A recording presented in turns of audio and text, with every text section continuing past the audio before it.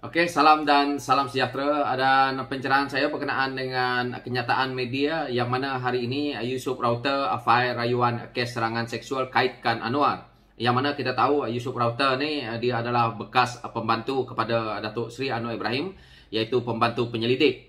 Dan dia telah pun merayu kepada Mahkamah Tinggi Kuala Lumpur untuk menolak permohonan untuk membatalkan beberapa perenggan dalam penyataan pembelaan dan tuntutan balas Presiden PKR itu.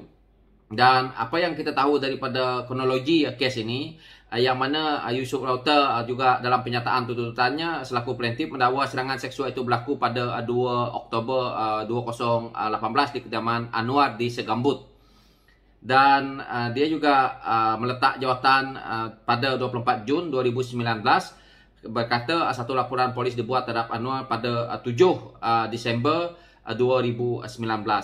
Dan apa yang saya lihat daripada isu yang melibatkan serangan seksual yang dikaitkan kepada Datuk Seri Anwar Ibrahim oleh Muhammad Yusuf Rauter ni, saya lihat bahawa ini salah satu serangan politik. Cuma yang saya selalu lihat adalah apabila Datuk Seri Anwar Ibrahim menjawab isu-isu yang berkaitan dengan beliau masuk dalam penjara, dan saya selalu melihat komen daripada mereka yang menggunakan agama, menggunakan bangsa akan menjawab kita patut tidak boleh menyalahkan orang ini, orang itu, terutamanya dalam kes Datuk Seri Najib apabila pengikut ataupun orang yang berkiblatkan Najib ini tadi akan mengatakan bahawa kita tidak boleh sama bangsa, sama agama. Kenapa kita nak aniaya? Cukuplah apa yang ada. Tetapi kalau kita lihat daripada sisi apa yang Datuk Seri Anwar Ibrahim itu rasa, yang mana kita lihat serangan-serangan politik apabila dah dekat PRU adalah seperti ini. Yang mana kita lihat kes ini daripada 2018 dan sehingga 2019. Sehingga hari ini tidak dapat diselesaikan, dan juga kita lihat kenapa apabila dekat-dekat pilihan raya ni baru timbul lagi isu ini. Dan saya harap Presiden PKR mengambil tindakan kepada Muhammad Yusuf Rauter ni, kerana kalau kita memberi ruang kepada orang-orang seperti ini, dia seolah-olah kita bagi betis dia nak paha. Dia rasa bahawa dia dah besar, dan kita tidak tahu apakah orang seperti ini dijadikan sebagai alat politik. Kerana apa yang dia katakan melalui kenyataan yang dikeluarkan, iaitu kes serangan seksual ini, saya lihat kepada siapa dia Yusuf Rauter ini. Dia adalah seorang anak muda yang masih muda, dan saya rasa dia mempunyai tenaga. Dan kenapa dia membiarkan Datuk Seri Anwar Ibrahim melakukan serangan seksual jika itu berlaku? Dan juga kalau kita lihat kes-kes liwat yang membabitkan Datuk Seri Anwar Ibrahim, ini adalah satu konspirasi politik untuk menjatuhkan Datuk Seri Anwar Ibrahim. Kerana ini adalah budaya kita, yang mana kita ni kalau melibatkan benda-benda yang seperti itu, yang menjijikkan, maka kita cepat-cepat trendingkan dan cepat-cepat benda itu tidak akan luput dalam ingatan orang-orang kita ini, bahawa benda itu seolah-olah betul berlaku. Tetapi apabila kena kepala hidung, batang hidung mereka sendiri, contohnya Najib masuk penjara, maka ada hujah lain yang mengatakan kita tidak boleh macam ni, terlalu zalim terhadap bangsa kita, terlalu menghina kita punya agama, kita guna, semua digunakan. Tetapi kenapa Datuk Seri Anwar Ibrahim ini dijatuhkan oleh orang Melayu sendiri dan orang Islam itu sendiri? Kalau kita lihat, kalau betul perkara-perkara yang melibatkan Datuk Seri Anwar Ibrahim ini, kenapa kita lihat dia tidak diadili dengan sebaiknya? Kes liwat pertama, kita lihat akhirnya pertuduhan tidak dapat dijatuhkan. Apa yang dibuat? Naik turun tilam sebanyak lebih 20 kali. Tetapi akhirnya yang dituduh dia salah guna kuasa. Ini adalah satu pembohongan di waktu itu, yang mana zaman itu lagi lebih parah kerana media-media kita ini dikawal oleh kerajaan. Lepas itu zaman Najib pula, kita lihat apa yang dia buat. Apabila dia tahu Datuk Seri Anwar Ibrahim ini boleh menjatuhkan dia, maka dia memenjarakan Datuk Seri Anwar Ibrahim ini dengan kes liwat 2 pula.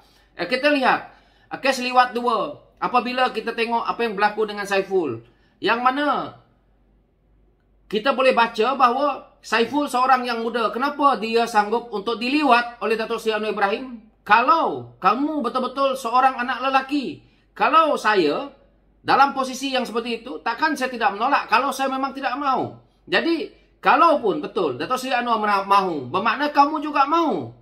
Tetapi apa yang berlaku inilah konspirasi yang mana apabila dicek lubang belakang dia, dia beberapa hari, dah hampir seminggu, baru dia kata dia tahan berak lah.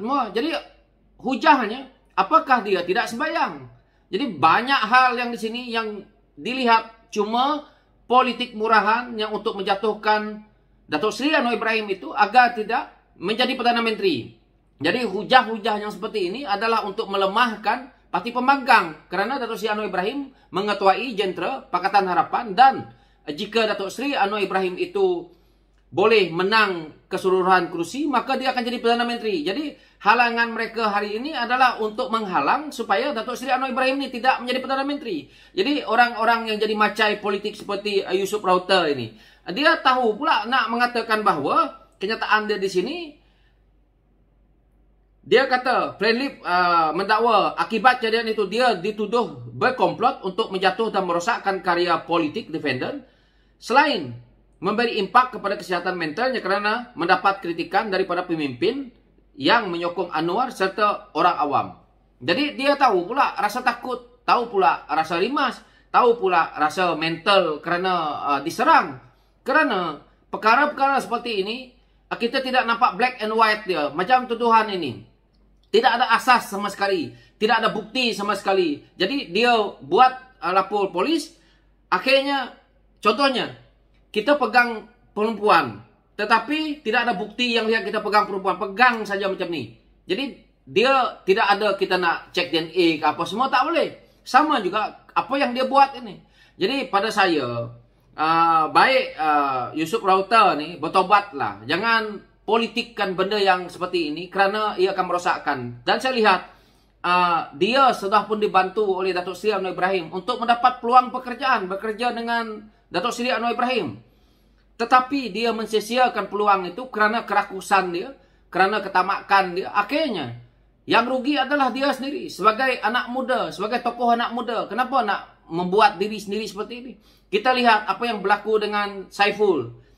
Dia bertanding melawan lagi Datuk Seri Anwar Ibrahim di prediction sampai hilang deposit. Ini jelas bahawa sebenarnya penerimaan rakyat itu, rakyat sudah faham bahawa ini adalah satu konspirasi saja yang mana untuk menjatuhkan Datuk Seri Anwar Ibrahim. Mentang-mentang Datuk Seri Anwar Ibrahim ini jenis orang yang pemaaf, jenis orang yang tidak ambil sangat berdendam dengan orang, maka suka-suka mereka ini membuat perkara-perkara seperti ini. Inilah yang saya lihat bahawa kebaikan yang apa yang nak dibuat oleh Datuk Seri Anwar Ibrahim kepada rakyat Malaysia, tetapi daripada walaon-walaon yang terpengaruh dengan nak cepat kaya, nak mendapat habuan yang dijanjikan, maka mereka sanggup menggadaikan maruah diri sendiri dan dia sanggup memfitnah. Sedangkan Anwar Ibrahim ini juga adalah orang Melayu dan juga orang beragama Islam. Mana hujah-hujah walaon-walaon ni? Hari ini kenapa tidak nak mempertahankan Datuk Seri Anwar Ibrahim? Kenapa bila Najib kamu nak mempertahankan dengan hujah-hujah ini bangsa saya, ini orang beragama Islam? Kenapa tidak mempertahankan itu? Kenapa bila Datuk Seri Anwar Ibrahim kamu seronok nak penjarakan? Inikah sikap? Jika betul Datuk Seri Anwar Ibrahim dipenjarakan dengan satu kesalahan, ya kami akur. Saya yang duduk di PKR dan saya yang melihat daripada awal Datuk Seri Anwar Ibrahim ni masuk ke penjara, daripada tahun 97 pergolakan itu berlaku, daripada Tun Pecat. Kita melihat daripada awalnya kejadian-kejadian ini dan akhirnya hari ini penerimaan rakyat bahawa ini konspirasi politik yang menggunakan isu-isu kotor, taktik-taktik kotor untuk menjatuhkan musuh politik.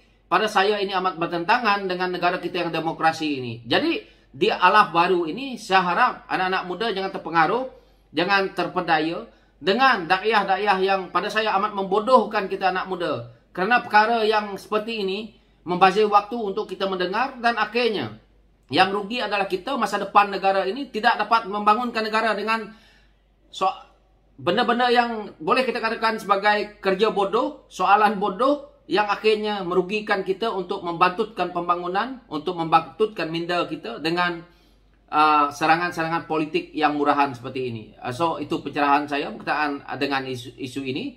Sekian, terima kasih.